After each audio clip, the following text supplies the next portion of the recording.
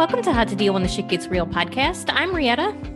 And I'm Connie, and today we're here with Khalil Sikander. Did I do that any justice, or was it really bad? Oh, that was great. Right on the money. Awesome. Well, so tell us a little bit about yourself, moving on from my little blip. All good. I have that issue all the time. If I gave you my full name, it'd be really, really tough. So what's that? My full name is actually Khalil Anthony Sikander Jr. And wow, so they put a lot of letters. Yeah, so I'm actually half Afghani, half Italian. Well, 25% Italian, 25% Irish. My name comes from my Afghani background from my dad's side. So I'm named after my dad. And then my mom threw in Anthony to put a little bit of flavor in it, right? And a little Italian, right? Everybody knows an Anthony who's Italian. Yep. Yeah. And somebody wanted to call me Tony for a nickname, and I was like, no, I'm okay. Khalil works for me. Yeah. But anyway, so Khalil, talk to us about, I know you, in your pre-interview, you mentioned about your childhood and how it wasn't always the greatest. And I know it's probably not the greatest thing to talk about, but that's why this podcast is How to Deal When the Shit Gets Real.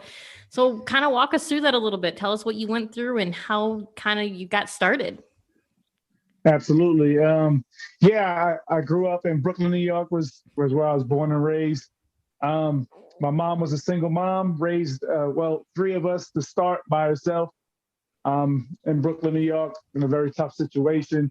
It wasn't until I was about 12 years old in which my mom met my stepdad. And before she actually met my stepdad, my mom was very abusive. She learned that from her upbringing. And so I was physically abused, emotionally abused. I remember just crawling underneath the bed, trying to hide from not getting hit by a phone cord, or a whip or a belt or something like that. And I don't blame my mom for that because she was trying to break a generational curse. But it wasn't until 12 years old, my mom met my stepdad, who was actually alcoholic. And then that's when the tables had turned in my life. It kind of got really, really bad, in which my mom started to be abused by him. And I saw the emotional toll on my mom, and the abuse got worse, and the alcoholism took over, and I could just see how my mom was being ripped down, and my home life was just very, very difficult. But I couldn't really escape it, because if I tried to escape it, I was going out into the world, into where Brooklyn, New York is a very tough environment to grow up in. Surrounded by drugs. My cousin was a drug dealer. Gang violence, street violence. I've seen shootouts. I've been shot at. I've gone to school on school buses where I look out the window, I see dead bodies laying in the street. And my childhood was rough. It was difficult to see all these traumatizing experiences in my life. And I had an absentee father. My father was never around. I remember standing at the window. My mom used to say I used to stand at the window waiting for my dad, because my mom used to say, hey, your dad's going to come pick you up. And I'm like so excited, wishing I can see my dad. And I'd stand at the window for hours at a time, and my dad would never show up. And so these traumatizing experiences, just led to a lot of identity crisis, in a sense. Oh, yeah. Trying to figure out who I am, if people love me, if I was cared for. So my childhood was really, really a difficult time in my life. So that was my upbringing. That's what I was accustomed to. How did you get over all of that emotional trauma? Did you go to therapy? Did you just have to work it out yourself? So that's a great question. Not to go too far ahead, but I've struggled with this trauma my entire life and never really dealt with it until recently, around 2.5 years ago, where I had to face a very difficult time in my life where I almost lost my entire career. I'm in the education world, and we'll kind of get to that in just a minute. But I started to go to therapy about 2.5 years ago, and to deal with all the ghosts from the past, to attack this head on and really deal with the struggles that I have, because I have been diagnosed with PTSD. And so without that therapy, without that help, I wouldn't be able to overcome the difficulties that I face. So I do seek therapy, and I go to it all the time. So yeah, that's how I deal with it. It's so hard to hear that people have a rough childhood because, like, growing up already is hard enough, let alone having Oh yeah. everything else that you had thrown at you. So, I mean, that's amazing that you were able to be where you are now. Appreciate it. Thank you. Well, and also the other kind of like heartbreaking thing is that if only like therapy and stuff was included in like school education, they have counselors and stuff, but like maybe these kids need to see a therapist at school, just for like a Absolutely. mental checkup. Because a lot of people can't necessarily afford a therapist, but at the same time, like, I don't know. I'm just saying, like, it sucks that it was only 2.5 years ago. Something like that should have been available much sooner. Absolutely. And see, as a school teacher and as a speaker, I kind of touch on exactly what you speak about. The statistics say that a child before the age of 12 experiences at least two very traumatizing experiences in their life, like really hard traumatizing experiences. And that leads to, once again, to down the road to mental illness. And we have to attack that at an early age because, as you can see, the world is getting crazier and crazier, and kids are going to see it even more. It's going to be more often inside their home, on TV, on the internet, on TikTok, on Instagram. They're just bombarded with this information as it happens in the world.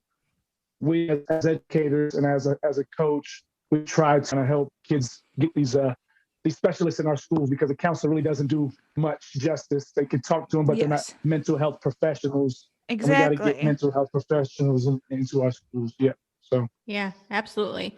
So since you didn't get help until later down the road, unfortunately, is that part of where your love of basketball came from as an outlet? Absolutely. Without basketball, I'd probably be out in the streets selling drugs, going down the wrong path 100%. I was pretty fortunate. New York City is the mecca of basketball, right? If you haven't heard, that's what everyone says. And if you're not playing basketball, you're probably selling drugs. One of the two. That's how the environment works in the inner city.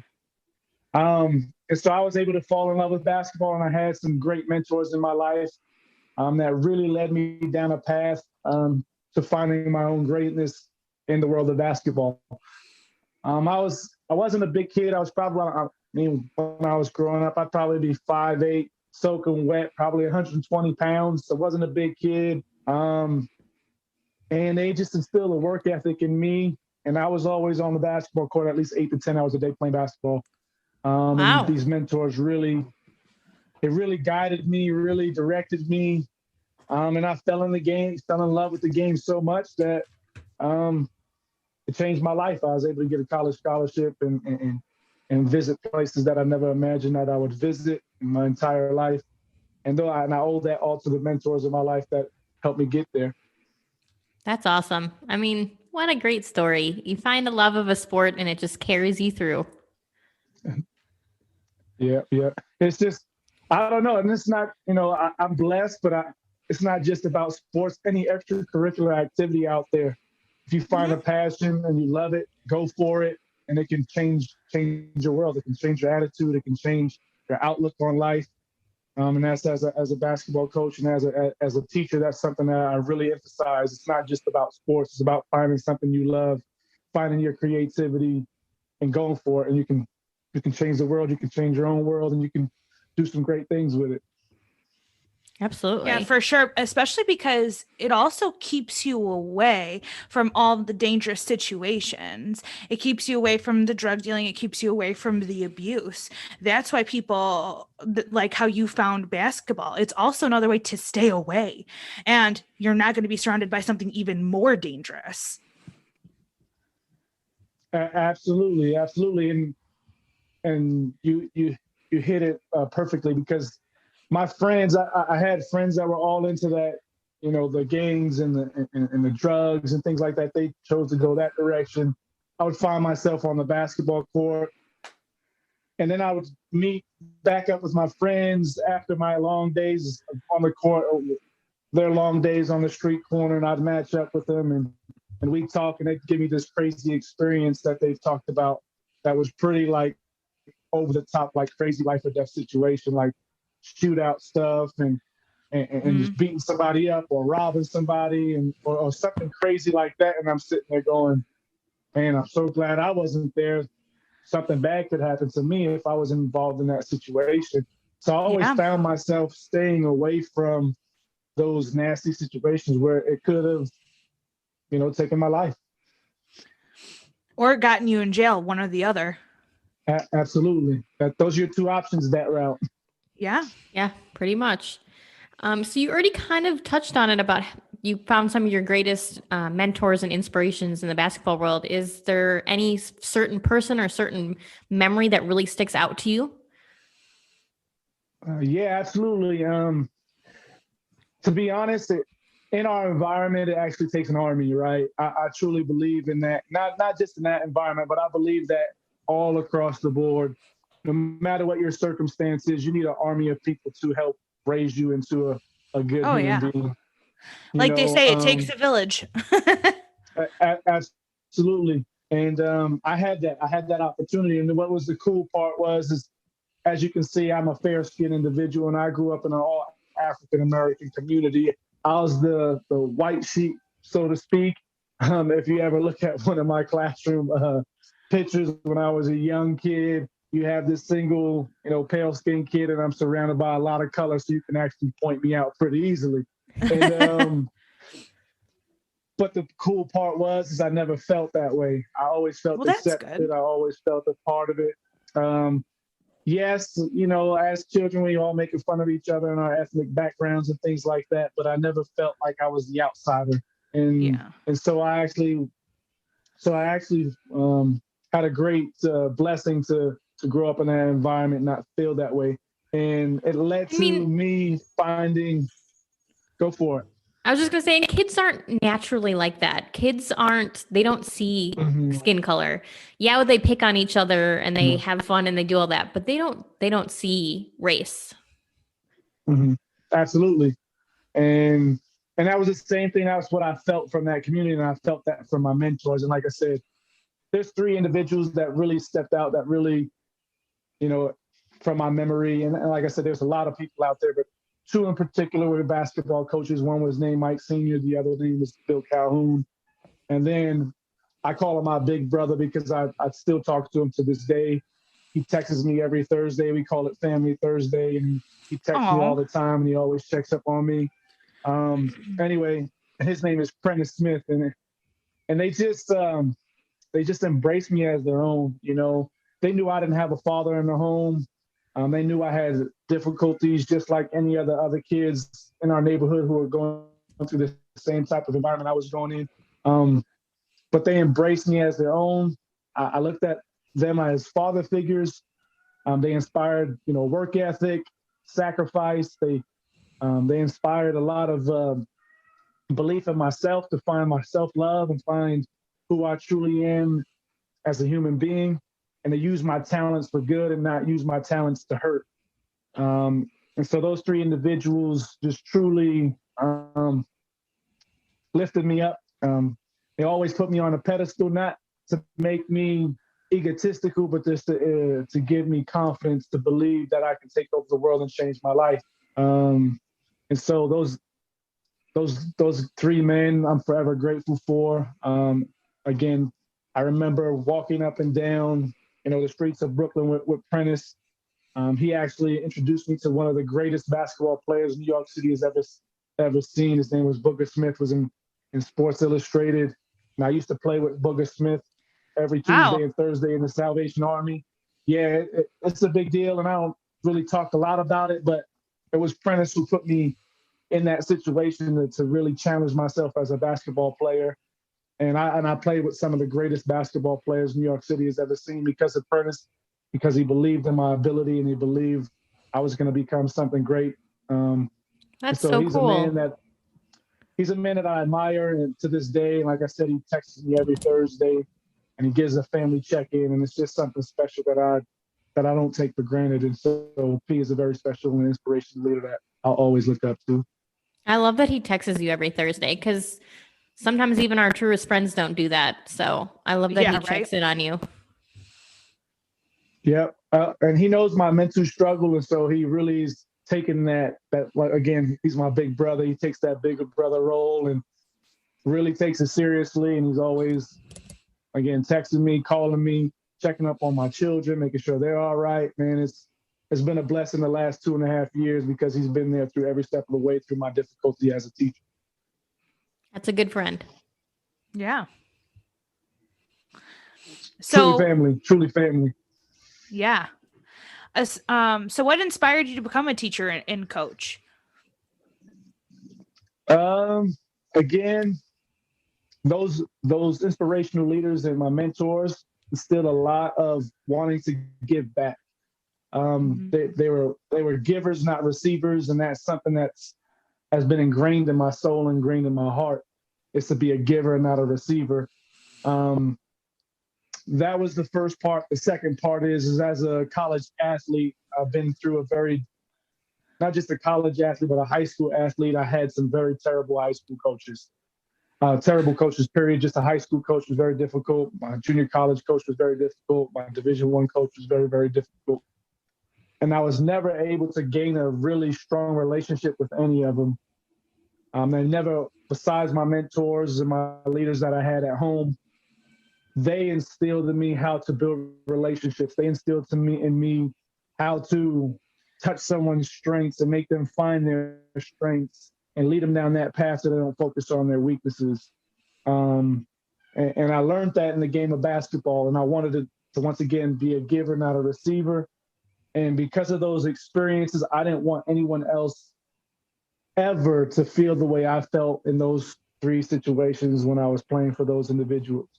And I know how important education is in our lives. Without education, I would have never been able to play basketball. I would have never had that opportunity. And I had some really, really good elementary school teachers as well that put me down that path because I always felt loved. I always felt, the word is invincible in a sense. When I was in school, I felt like I was this invincible kid and that I can create and dominate whatever it is I want to do and accomplish in life. And those people instilled that in me, and I wanted to give that back. And so that's the reason why I jumped into the education world and the coaching world and I've had a lot of success doing it. What grade do you teach? High school. So 9 Oh, through you're 12. brave. Yeah. A long time ago, I wanted to be a high school teacher as well, and then thought, no, I don't want to deal with this, and walked away. And now I work for Dell. I think it definitely takes a very special person to teach high school kids, and not because they're bad or whatever. That's just a hard time in your life. I think about myself when I was in high school, and I wouldn't have wanted to deal with me.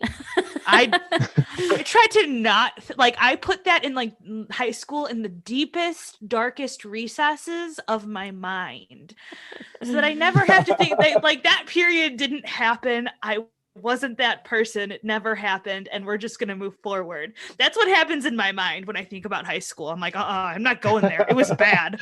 It wasn't even a bad kid. I just did not like me. I was like, oh, you had questionable tastes, Connie. But that's what I'm saying is that you make a perfect point, and that's why I love being a teacher. Well, I shouldn't say love it anymore. As I said, this podcast is about when shit hits the fan, and as a school teacher, shit has hit the fan for me, and so I've really kind of I've lost some love for teaching, but at the same time, I'm going down a different route so I can continue to spread that love for teaching, because I know how important teachers are. But like you said just a minute ago, you just talked about how as a student, you couldn't figure out yourself. You didn't know about who you were as a person, right? And I think that's the important piece for our education system that we're missing is absolutely children and athletes don't love themselves enough because the world is so cruel, and we have to teach our kids how to love themselves so they don't have the experiences that you just mentioned, right? Are we going to have difficulties? Absolutely. It's hard. It's hard for youth to figure life out. But if we don't teach them the proper way to find that, how will they want to be successful in life? How will they find their passion? How will they find what it is they love to do to change their life for the better? So Yes. again, as for me, when I'm going through all this traumatizing experience and I get to high school and I don't know how to deal with my anger and I'm an upset person and I lose it and I go crazy because I don't know who I am and I don't love myself enough because I was I was an angry kid. Yeah. And that was a reflection As you had every right to be. I would be angry too. And so Yeah. anyway, yeah. So that's what I'm talking about. It's a great conversation that led into that. Yeah, anyway. So Yeah. And like we talked awesome about, point. and like we talked about before, because even myself as a teenager in high school, I lost one of my best friends, and all they offered us was counseling, and it was a great segue. But now as an adult, looking back now, like I wish they would have given me so much more because, like you talked about, it's something I still struggle with. I mean, you're not supposed It should to have lose been a friend. deep therapy, not just some Yes. counseling. It should have been some Yeah. therapy.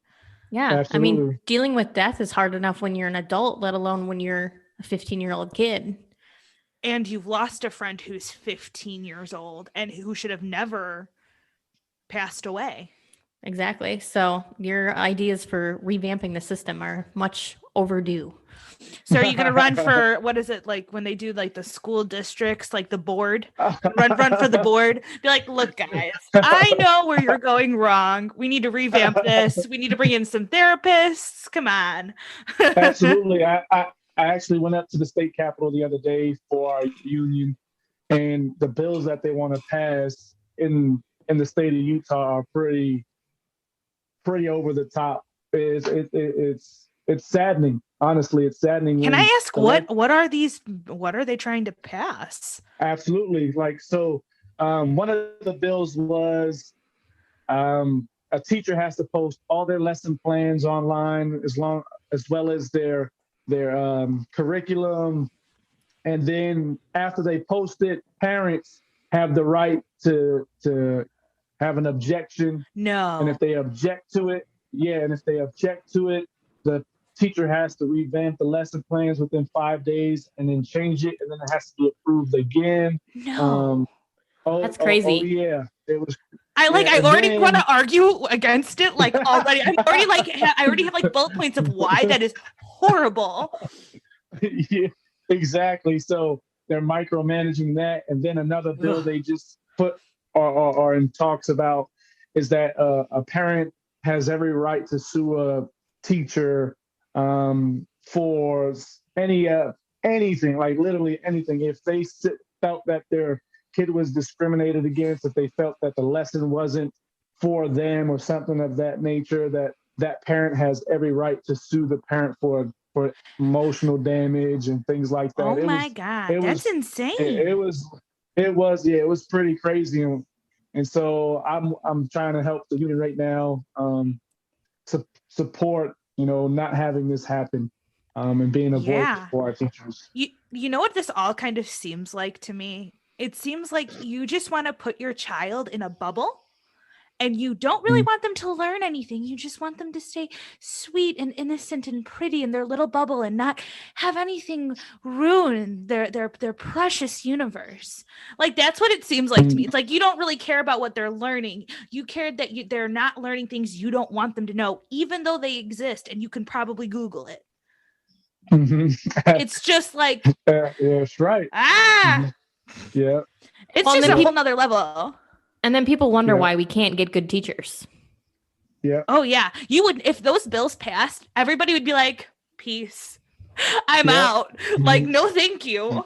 Yeah, it's no protection for the teachers. Why are they going to want to put their neck out for these students if they have absolutely no protection whatsoever? Nobody's behind them. You know what's weird though? That this is exactly why I didn't want to be a teacher, because you're talking about the parents looking over your curriculum, right? But essentially that's already what like the board does. They approve what you're supposed to be teaching. And I just didn't like that. I was like, but what if I wanted to teach it a different way? Like, I've learned how to teach it in multiple ways from like classes where you don't have, like, because I was a history major and everyone's like, so it's just dates, it's chronological order. I'm like, not necessarily.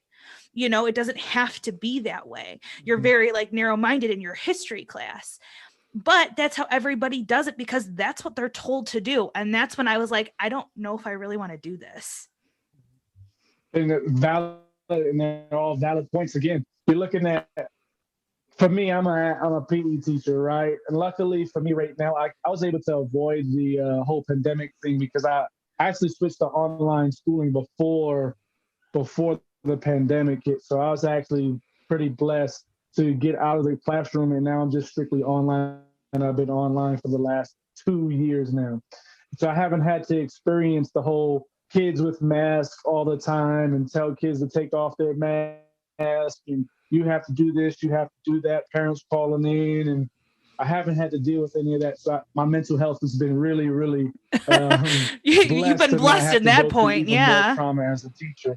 Yeah, absolutely. I wish. Yeah, absolutely. But again, so to kind of go along with what you're saying is as a school teacher, I've been through very, very tumultuous situations as a school teacher. One, I've been bullied and harassed by administrations, and then I had my positions removed. I've been moved schools before. I've been called a terrorist by a board member in front of my colleagues. Oh, absolutely. Like, this is true story stuff. When the people hear my story, I go, this is true. This is true stuff. And I'm mad for you, and I just heard it 5 seconds ago. Yeah. Oh, yeah.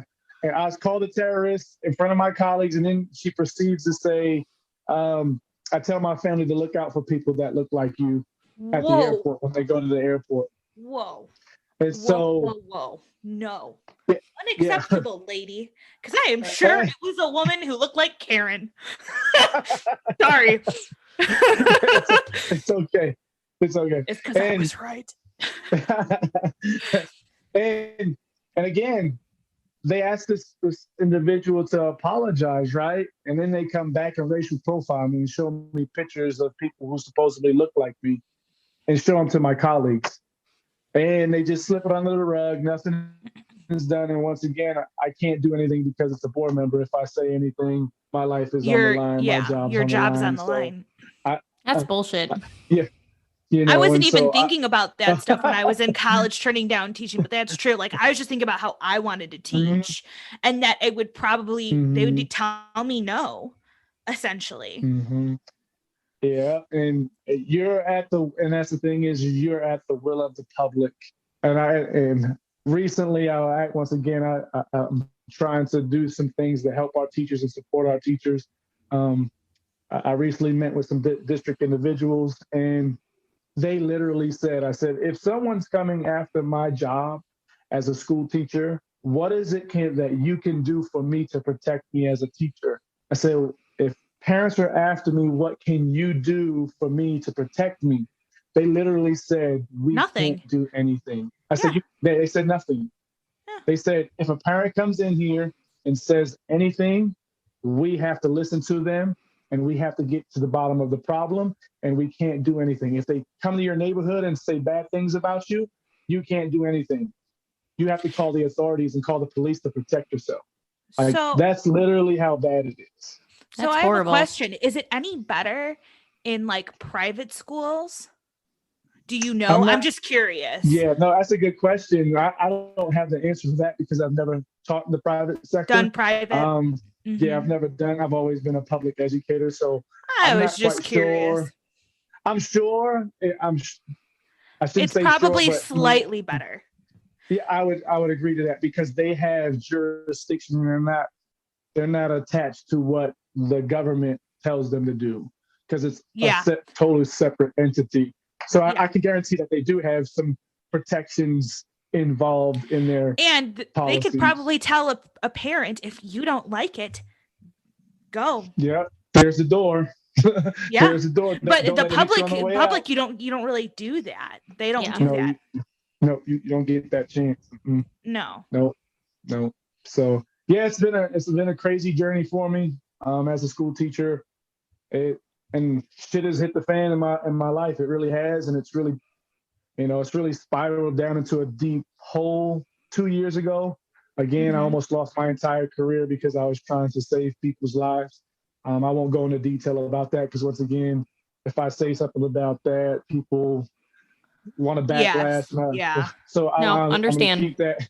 Yeah. So I'm going to keep that one on the wraps. But like I said, I almost lost my entire career. And I went through the licensure plays. They're called UPAC, licensure. I don't even know what the terminology is called, but they're the ones that are in charge of your license. And I was prosecuted by a prosecutor, a real lawyer, and I had to get my own lawyer. Wow. And they literally pretty much gave me the verdict, even with the evidence showing that I did the right thing in all the situations. And it was pretty much cut and dry. You did something wrong, you're out. So Oh, man. it's That's pretty crazy experience. And so and that's why I've changed the direction of where I want to go with education and becoming a speaker and get inside of schools and really teaching and what I teach and what I speak about is building a culture of love, because in all of my situations, love was never present. Well, I'm glad you at least figured it out, even though you had to go through a shitty situation to figure it out. Yeah, right. Yeah, absolutely. Yeah, it's been a journey, but I'm on the way up. I'm on the way up. So talk to us about, I'm guessing it's pronounced SHAPE. You just spell it differently. Yeah. Yep. And so SHAPE is, again, it's a way of showing love. As a basketball coach, culture is very, very important to me. As a kid growing up, I was brought up in once again an all African American community, and the culture was always love, and it was always about respect. It was always about giving, not receiving. It was always about controlling the things that you can control, and that's what SHAPE is about. SHAPE is about controlling what you can control. And I learned it at a basketball camp called Point Guard College. I embraced it and I changed it into my own. I even spoke to the director of the entire camp. The camp is actually one of the biggest basketball camps in the entire country. And I actually talked to the director about it. I've been given permission to kind of use it and turn it into my own. And I'm going out to schools and I'm teaching kids about how to shape themselves. And SHAPE stands for strength and spirit, the courage to communicate, a humble attitude, which is the H and the A, but also humility is in that H, to show humility in everything that you do. P stands for passion and precision. To find your passion, find what you love to do, and when you do it the best you can and focus on the details so you can have success with that passion. And then lastly is to enhance your environment, to make your environment that you're in better than how you found it. And you do that by giving your best effort, using your positive energy and showing enthusiasm in everything you do. And those are all things that you can control. Those are all things that use love. It is loving when you can control these things. And when you are shaping yourself every day, when you try to shape other people, good things happen. Teams becomes family. Success always happens. You always overcome adversity, and failures becomes into triumph. And pain turns into positivity.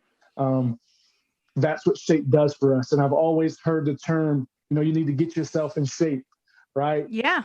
I never knew what that meant. I never knew what that meant. When someone said, get yourself in shape, okay, am I round? Am I square? Or what do you mean by shape? Okay, I have no idea what you're talking about.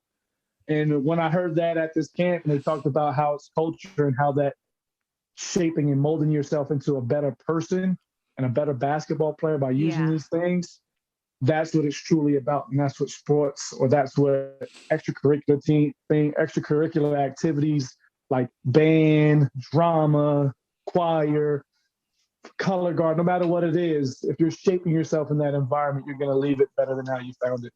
And it's been something that's been really inspirational for me, and something I've leaned on through my tough times in my life. I love it. I mean, what more do you need? And now when I say I'm going to get in shape, now I don't mean my body. Now I don't mean that I'm going to lose the baby weight. It's definitely a more positive spin on get in shape. You know, I like it. I do. I love it. Ugh. It's different, and like it's different, and again, like just to kind of break a little bit of it down, try to kind of get a little bit deeper. Like for instance, the word spirit, right? If we break down the word spirit, and when I speak, I try to break things down a little bit deeper. Spirit means, there's a word in the Greek it's called pneuma. Pneuma means breath. Mm-hmm. Spirit, I also learned that it's our breath, but I've also learned from a good friend of mine who was a Native American, spirit means the sharing of one's gift and the receiving of one's gift. Oh, that's and beautiful. And in the Native culture, that's what they do to show their spirit. They give something, or they're receiving something. And so trying to teach my teams or my players, like you have a gift of scoring, you need to share that with someone. You have a gift of leadership, you need to share that with someone. As a person who's on our team, you have a role and you're really good at that role, and this is your strength, but you need to share that with someone. And the more we do that and the more we receive that with one another, our unity becomes tighter, our bonds become tighter, our relationships become stronger, there's more trust, there's more communication once again. And so we get a little bit even deeper in those aspects of our lives, and then we can find something that's inside of us that we didn't know existed. And so again, I really try to study this stuff so I can really just give a very what's the word I'm looking for here? I shouldn't say intense. It's not intense, but a more detailed. Yeah, like a more detailed and more a better frequency of what we are as people. You know, Mm-hmm. that's the important part, is there's a frequency within each other that wants to be around with each other and wants to connect with each other so we can have positive memories in our lives. And that's what SCHAPE does. It brings a lot of positive energy and a positive and that we can all be better to each other. Yes. Be better to each absolutely. other and to be better to ourselves. Yeah. Correct. It's interesting that you talked about. Awesome. It's interesting too that you talk about like the breath and the breath of life, because just coming from Hawaii, aloha, actually to the Hawaiians, that's what it means, is the present of breath or the breath of life. And when they say aloha to each other, they actually press their foreheads together and they breathe in each other's spirits. So it's a very similar thing to what you were talking about with the Native Americans. They believe in a way that it's a life of living and treating each other with love and respect. So it's the same type of thing. Now I can't think of the word. It's the same thing. It's the same type of it's a similar ceremony. Thing. Belief. There you go. A similar belief. Yeah. Similar belief. And like you said, kind of just it's a ceremony almost, right? Yes. And that's what the Native American culture does as well. Like they share a lot of ceremonies. Mm-hmm. And I was able to experience that as a basketball coach with my friend. Like my friend, who's a Native American, he's of the Ute and Hopi tribe out here in Utah. Oh, and cool. He does, it's called a warrior song. And our kids just had a very long season. We just made the playoffs. I'll kind of give you the experience because it's a pretty cool experience.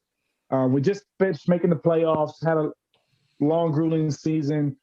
You know, we want to go into the playoffs with some grit, with an attitude of that we're going to win this thing. So we're going to go all out and we're just going to go tear up the state tournament. Anyway, and what Alan did was he brought his members of his tribe in, about 5 or 6 of them. They brought in their drum. They've got this huge drum, and they all sit around the drum, and they all have what's the hammer thing called? I don't even know what it's called. A drumstick. Yeah, a drumstick. That's what it's called. Yeah, couldn't even think of the name, but a drumstick. And there's still 5 or 6 of them, and they're pounding the drum, and they're singing this most beautiful, inspirational, just loving, giving goosebumps down your spine, song with the beat of the drum. You can feel the heart of the drum. You can just feel the power that it's giving you. And they're singing you don't understand the words, but you understand the words.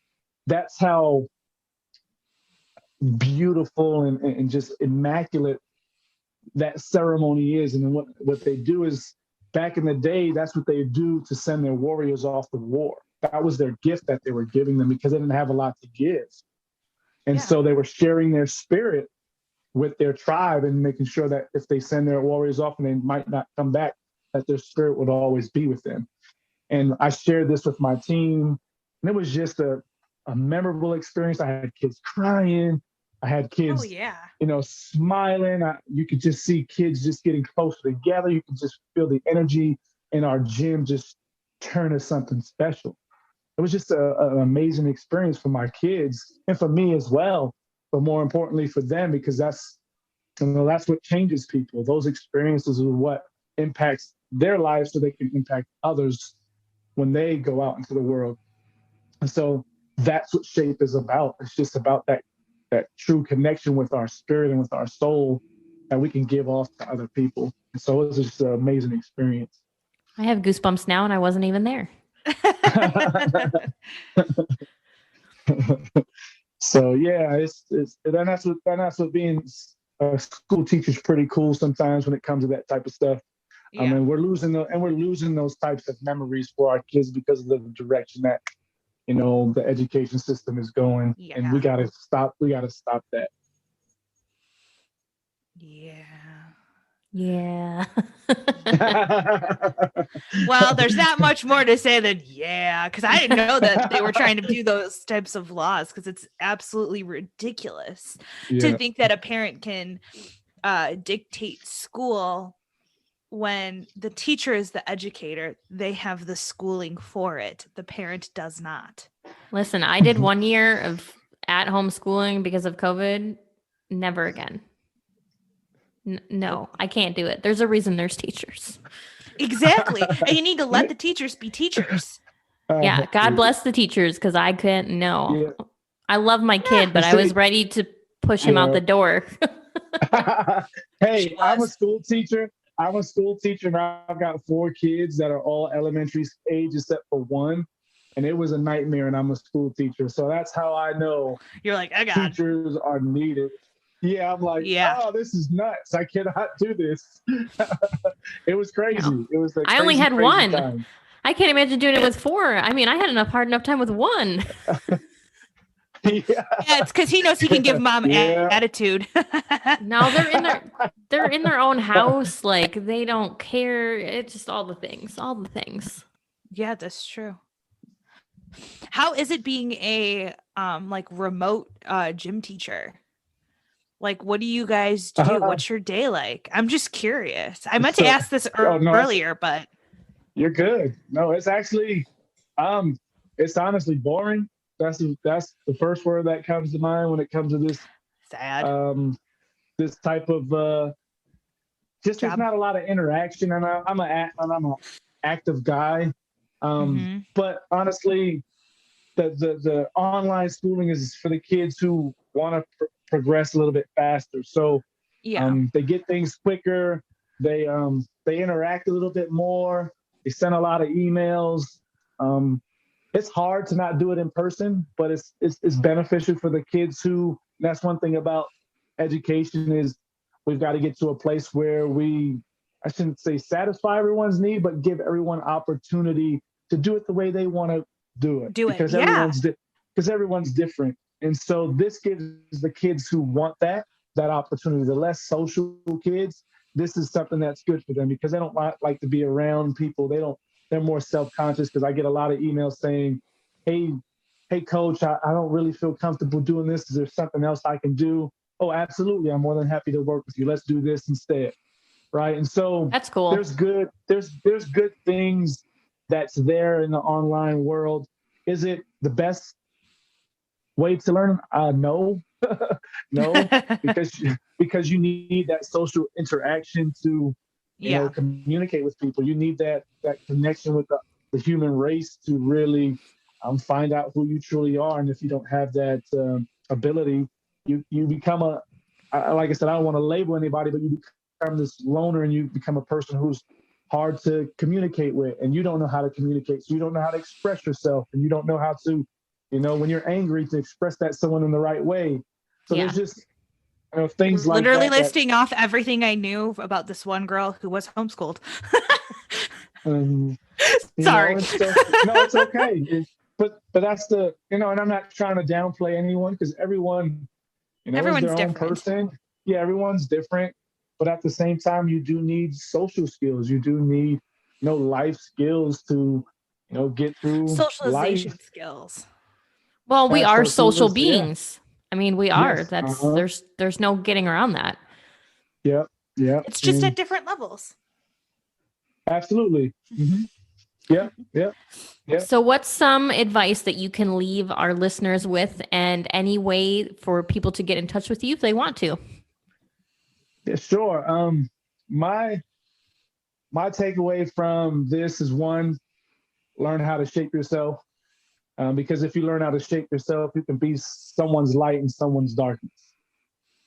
Right. That's the key to making this world a better place. Is everyone's going through their difficulties. Everyone has an issue. Everyone has a problem. There's no one on this planet that's not going to see a problem come their way. It will come your way. It's not a matter of if, it's just when. When is it going to happen?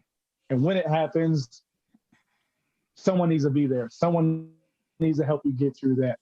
And that's what SHAPE does. SHAPE allows people to be a light in someone's darkness, to show spirit, to let someone communicate, to be humble enough to just open your ears and listen with your heart and not with your mouth, right? To be passionate about other people and what they're great at, and to let them shine, to let them, use their gifts to change the world the way they want to change it, right? And again, when you're being a light in someone's darkness, you allow yourself and you allow your environment to be left better than how you found it. And that's what we want to do with people. When we make an impact, when we communicate with someone, we always want to try to leave that person feeling better than what they were before you met them. And that's what I'm trying to do here. That's what I'm trying to do when I speak. And that's what I try to do as a teacher. And if I can do that and try my best to do that, and by no means am I perfect, I do make mistakes. I am a human being. I say things that aren't always the best. I get angry. I yell. I scream. I'm a basketball coach, and sometimes I yell at my kids too much. But at the end of the day, if I can look at myself in the mirror and say, you know what, I tried my best to be a light in someone's darkness. I've done the best I can, and the world will be a better place for it. I can go to bed, put my head on the pillow, and know I did my job. For sure. Absolutely. All right. You have anything else to add? Oh, that's right. If you want to hit me up, sorry I missed that part once again. I'm not about No, me. you're fine. But if you do want to hit me up, you can hit me up on cultureoflove.com.